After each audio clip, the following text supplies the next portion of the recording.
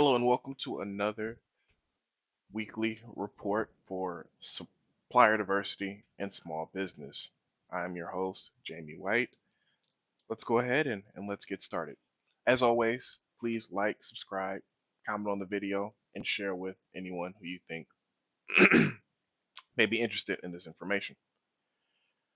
Now, to start, consumer sentiment dips in April, but Americans still fairly optimistic about economy. Basically, what this is pointing at is the fact that not small business, consumer optimism is still pretty high. So as you can see, for the month of April, it came in at around 96.9. That's kind of how they rate and score consumer optimism, which is down from 98.4 in March, according to the University of Michigan.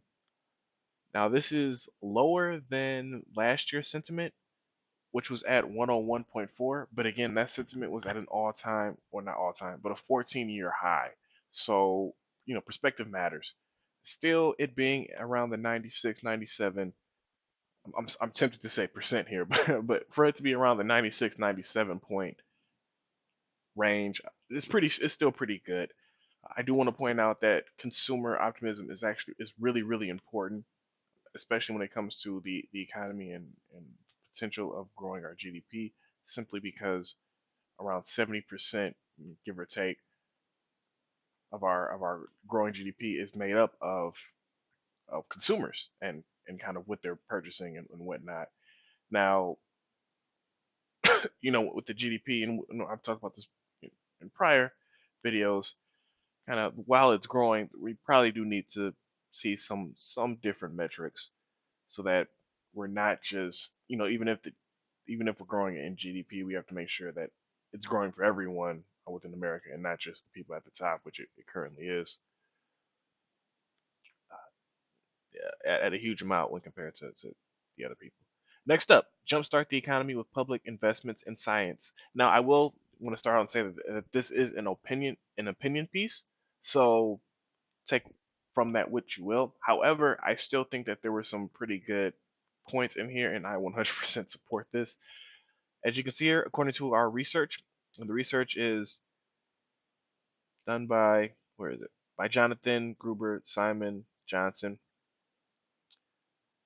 So according to the research, if the US government were to boost funding by 100 billion per year with strategic geographical dispersed investments and initiatives, the result would be roughly 4 million new jobs. Now that obviously comes with a caveat. You can't just throw money at everywhere and just kind of hope for the best. Obviously, what they're talking about is targeted spend and certain scientific, I guess you could say scientific, can't think of the word, initiatives. But the point being the fact that 100 billion, basically just investing in this industry could lead to 4 million new jobs, which they do have reasons to say that, as there has been evidence that, for example, solar energy, just alternative energy, is growing at a rapid pace and is growing more so than old school, if you will, energy sectors such as coal, if you will. Now, they do bring up some examples in terms of how they know this and why it would lead to this. I'm not a fan of when people look at the economy and what was going on in the 1940s, even the 1960s and 70s, which is what they reference.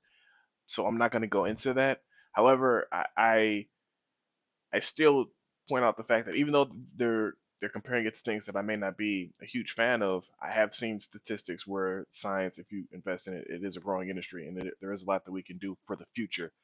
So that's why I wanted to point this out, and that's why I definitely support this, and that's why we're talking about it. So if you are in the science industries and you agree with this, this is really big and really helpful, and I really hope that this is something that is taken, it becomes a priority very soon. Sweet and sour global economy gets relief signs, bleak forecast. Basically,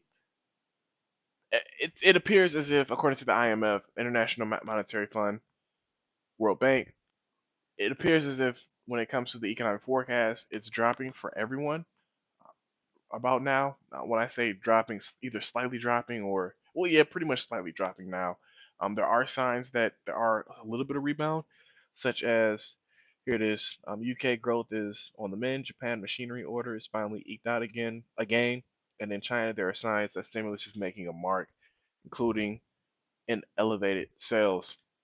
So it appears as if it's still dipping a little bit, but it is now kind of tapered off, if you will, but it's still lower than what people than what it was heck last year. So as you can see here, where does it?